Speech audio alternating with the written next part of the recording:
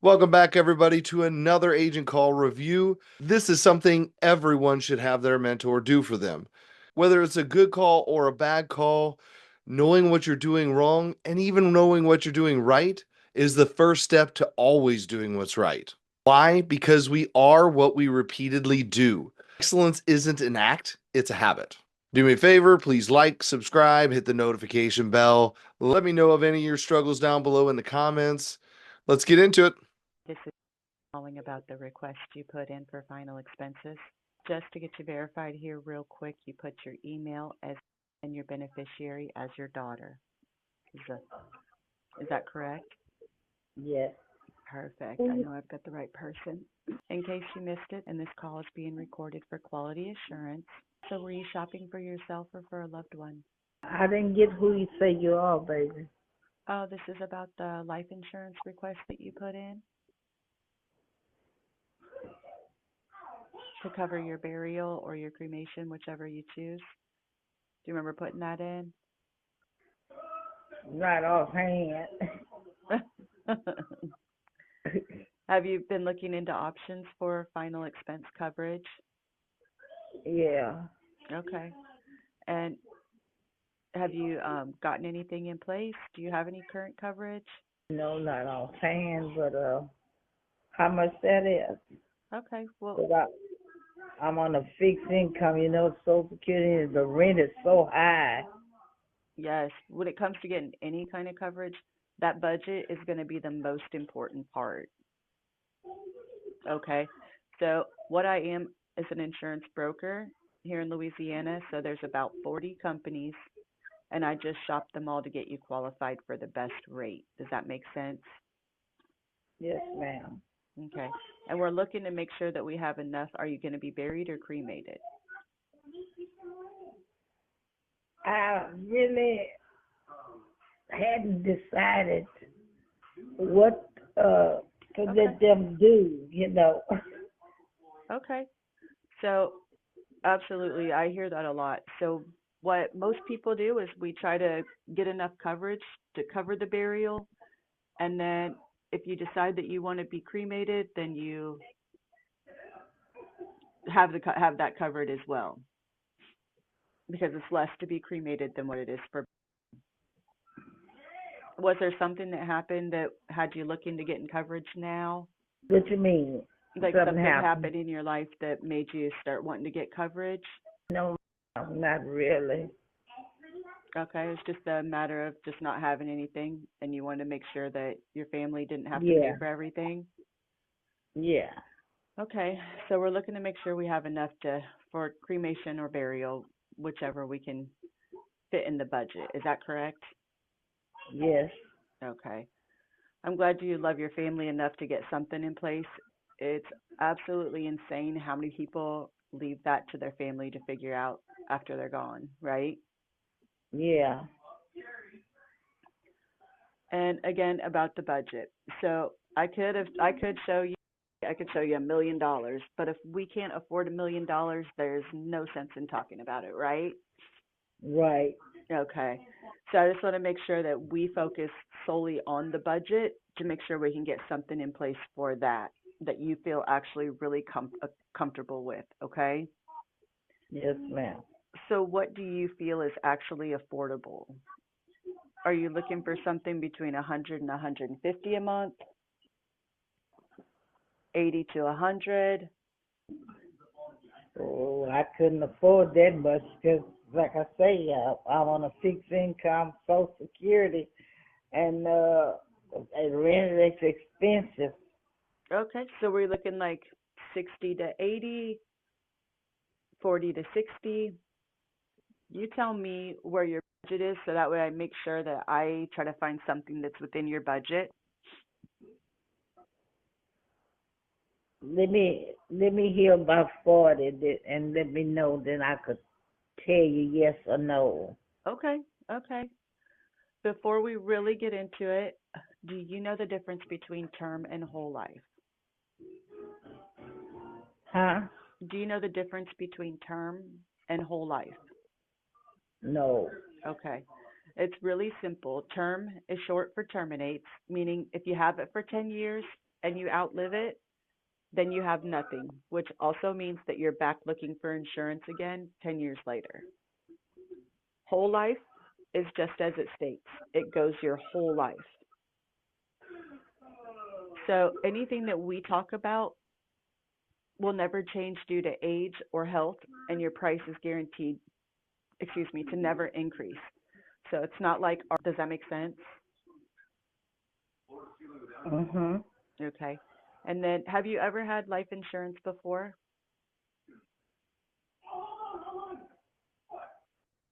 I had insurance, but after all that, the first storm, I never could get right on the some never could get straight to, because had the insurance, I was paying every month, and all of a sudden, after everything just went left, like they say. Yes, ma'am. Understandable. So you ended up having to give up your coverage? Yes. Okay. Okay. Okay, perfect. So we're roughly about 6 minutes into the call, and I just wanted to go over a few points. She's done very great sticking to the script, making sure she's asking a lot of really great questions, pulling the need out. I want everybody to kind of notice how the client sort of struggled to hear her. And that happens sometimes. You're going from call to call, or maybe you just wake up early in the morning. But it's always important to start off strong in your voice.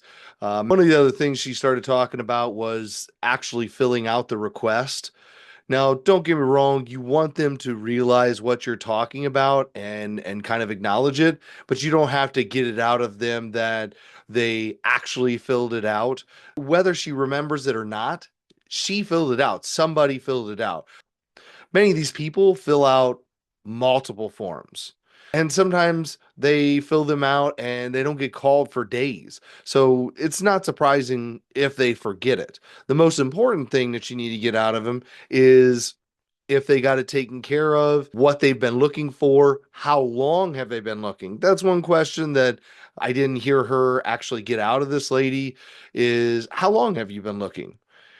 That question is so important because when you get that detail out, it often leads into larger explanations. Most people will be able to riff off of that a lot easier too, most salespeople, because you want to ask kind of open-ended questions, but also you want them to be directed around final expense. You don't want to just ask, well, how is your dog? You want to ask, so how long have you been looking into coverage? Oh, so you've been looking into it for a while. Is there something specific keeping you from getting something in place? Now, she did get the answer that it sounds like funds or her budget is a big factor, and that's what's been keeping her from getting something in place. But oftentimes, when the budget is an issue, that also means that they are looking for more coverage than what their budget will ever afford. And now's the time in the beginning of the call to get that out and get it out front. Start talking about it. Ask them questions. Okay, so you want 50,000 for $40 a month. That'd be great. I would love to be able to do that for you, but I can tell you that at the age of 65, whatever she is, at your age, you're never going to see a price that low. Not for what you've stated you're interested in. Another thing, when she started to talk about how she was on a fixed income, that's a perfect opportunity to kind of showcase your specialization. You want to say something along the lines of, well, that's actually what I specialize in. My ultimate goal is to make sure that you get something that makes sense and is always going to be affordable.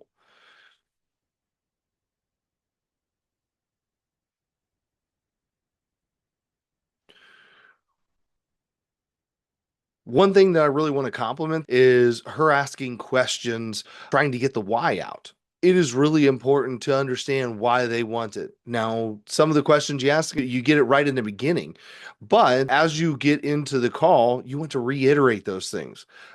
So you're just looking to get some coverage to make sure that you have something in place for when you pass. And maybe your family winds up deciding which direction they want to go. But you clearly understand that, having something is extremely important because we never know when a day is going to come, right?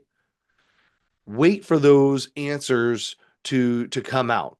That's a common mistake that I see with agents is they like to ask a question or make a statement. Well, you want to make sure that everything is covered, right? You want to make sure that you have enough for your cremation, right? Ask them and wait for that answer. So when you wait for that answer, then they really feel heard. When you make a statement and don't allow them to answer, that's when they start to feel like, okay, they're just trying to push me along like any other salesperson. And that's the last thing you want to do here. Make sure that you are taking care of them like your own family member. Now, when it comes to budget, I want you guys, if you have to, go back and re-listen to that. Notice how she started at 100 to 150. Now, a little pro tip that I'm going to give you in this situation is the lady was already talking about how she was on a fixed income. Likely, if you just dig just a little bit with questions, say, such as, so what exactly have you been hearing that's too expensive? You'll already know the budget. The ultimate goal is to go through the entire process by asking the least amount of questions that sound extremely directed for a specific answer. You want them to be open so they feel connected to you as if they're talking to a family member. But I want to compliment her on starting at the $100 to $150 range because many agents are very scared to do that. And it's really important when you're asking everybody, well, does $25 sound reasonable? You're going to get a whole lot of people who only want to spend $25. And then whenever you start talking about higher coverages at, say, $80 or $100, now they're going to be like, oh, well, that's too much. When you start out at that 100 to 150, you can always back off. And if somebody is so unrealistic that they want to come back and just hang up on you because you asked them about 100 to 150, they're not logical people. They're not reasonable and not willing to actually have that discourse in order to find what makes the most sense. Things happen. That's what we want to make sure it doesn't happen again, that we're able to keep the coverage and it's something that's going to fit into your budget. But since you have had coverage before, I'm assuming you know how the coverage works. Do you use the Direct Express card or do you have a valid U.S. banking account so I can figure out if you can get discounts there? Do I have a what? Do you have a valid U.S. bank account or do you use No, like the my Direct check goes. Express? My check go to my credit union I joined when I was working, and I've been with them ever since. Okay, so And you that's have a where bank. my Social Security, yeah, Okay, it's okay. like a credit union. Okay, perfect. So it's okay, perfect. So you can get a discount for using that. Let's see what other discounts. How about what is your date of birth? Let's talk about that really quick. I made 7. I was gonna say that puts you at Yeah, I was so used to saying 6. Now I'm 75. I'm getting old. Well, happy late birthday. Yeah, my birthday is coming around again sooner or later. Did you say it's September or December? No, Okay. And then what's your height? 3 if you stand on your tippy toes. yeah, Okay. What is your weight? Okay. And then are you a smoker or a non-smoker? no. I have asthma, but it's not as bad like it was when I was younger. Okay. So do you use like an albuterol inhaler for that? Perfect. Perfect. Do you happen to have a pen and paper right there next to you?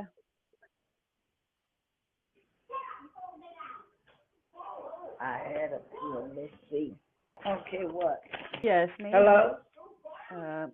I want you to write down these prices. I want you to write down 10,000, 8,000, and 5,000. Leave a space next to each one of them. Okay. For the 10,000, next to that, I want you to write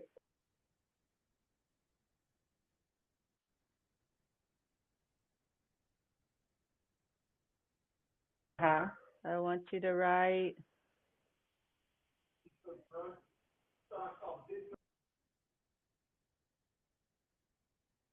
no, write 85.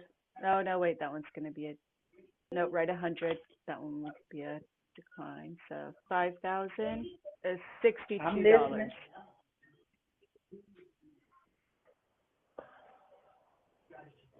Out of the three, which one makes the most sense to see if we can get you approved?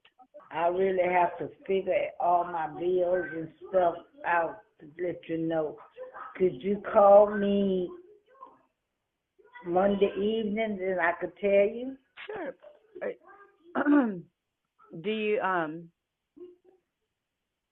oh, you got to work out your budget to see. Yes, ma'am. See, after I pay all my bills and what I have left, then I could tell you better. Are those usually, is that more, like the $5,000, is it more than what you would usually have left in your budget? Now, you could be honest with me. If you think it's not affordable, there's no sense in really talking about it. If we need to get it down lower, we could do 3,000 and it's $37. Does that sound like it would fit in the budget without taking any money or any food off the table?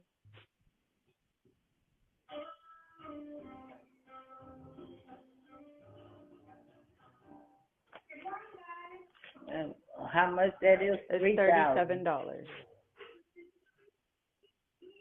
Ooh. Is it still too high? No, well, just please, can you call me tomorrow? Tomorrow is Sunday. On Sunday. I'm thinking the day's Sunday. Today's Yes, Saturday.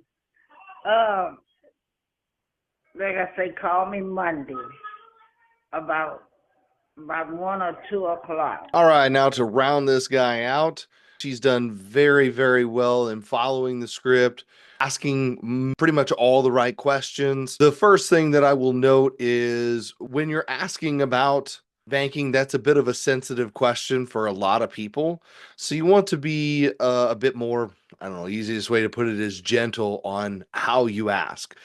Way that I like to ask is, so obviously you know that they're going to require an automatic payment. Whenever it comes down to that, would that come out of like your bank account with like an account number, routing number, or out of a direct express card? A lot of times if you're too forward on asking for whether or not you have an account number, routing number, or do you have a direct express card, when you ask that forward, a lot of people get a bit scared and start to resist, and that's where you'll start to run into objections. I don't think that's where this lady was objecting at all. She clearly sounds like she is concerned about her budget, but you just want to be a little easier. People are going to be willing to tell you more about their life in general if you're more gradual with your questions when it doesn't seem so pointed. Now, the other thing that I wanted to kind of talk about is whenever it comes to the smoking question, I have learned through many years of experience that when you ask any type of health condition, it's pretty much always best to ask, have you ever? There are a few health questions that I may not ask just like that, but smoking is definitely one of them that I've learned that if you just ask, do you smoke? And they say no, that is not enough. By the rules, most life insurance companies want to know if they have smoked in the last 12 months, and many people will consider themselves as a non-smoker even if they've only quit for 2 weeks. So I like to say, have you ever used nicotine, tobacco, marijuana products? By asking that, if you know that they smoked 10 years ago, and then this lady talks about having an inhaler, then you hear how she has an inhaler. Now you can kind of start to put things together that she could potentially have COPD. And If she's got COPD, that's definitely going to affect the qualifications. You need to be prepared to be able to pivot. Now, she did absolutely great by giving 3 different options whenever it comes to coverage. And even whenever she said, which one of those makes the most sense? And do you want to see if we can get approved today? That is phenomenal. One Fexpert tip that I'd like to add in there, though, is you want to explain why they are where they are, right? I love to tell people, hey, look, when we first started the conversation and I knew nothing about you, I had 40 carriers to choose from. Once we started talking about how you used to smoke and now you take an inhaler for COPD, that removes about 20 options. Whenever we're talking about the diabetes, I can get you covered with diabetes, but if you add in the neuropathy, now the options start to dwindle a bit. So by explaining what's happening, you can kind of lead them to understanding that even if they talk to somebody else and somebody else can get them approved for a cheaper rate, that cheaper rate is not going to be accurate because they're likely to either get declined, or even if they get approved for the coverage, it's not going to pay out the policy in the end anyway. And it also shows that you know what you're talking about as you're kind of explaining it to them, and lets them know that you're truly trying to help them get covered for the right coverage. Now, the last thing is whenever she started talking about the 3 options, the thing that I would have tried to impress upon this lady is, okay, so is this actually affordable? And she did ask that. What I would add is, so when she started to go through the 3 options and they were talking about the 5,000, she really never did get a full fledged answer from the lady of, I really like this. So you want to hear that from them. So what do you really like? What would you really like to do? Well, I'd like to do the 8,000. Okay, so what exactly is keeping you from doing that? Well, I just don't know if it's going to fit in my budget. Okay, the thing I want you to know, so instead of just dropping down to $3,000 like she did, the thing I want you to know, Miss Mary, is when it comes to the coverage, you can always add to it. The thing we can't do is take away from it. So if you have it for a year, you can't just decrease the coverage. You don't want to have to start all over again. So the first thing that you want to do is get what you can afford. And then in a year, if you decide that you want to add to it, we always can. And I will be your agent for life. So I can always help you do just the right thing. So again, you want to impress upon her that you're going to be around for life and always be the one to get her the right coverage. With that said, guys, that will sum up our video again for today. And like I said before, do me a favor, like, subscribe, hit the notification bell, drop me a comment down below, maybe what you thought of the call or what your favorite nuggets of the call were. Again, appreciate it, and we'll see you guys in the next one. Subscribe now to be a Fexpert. Do it.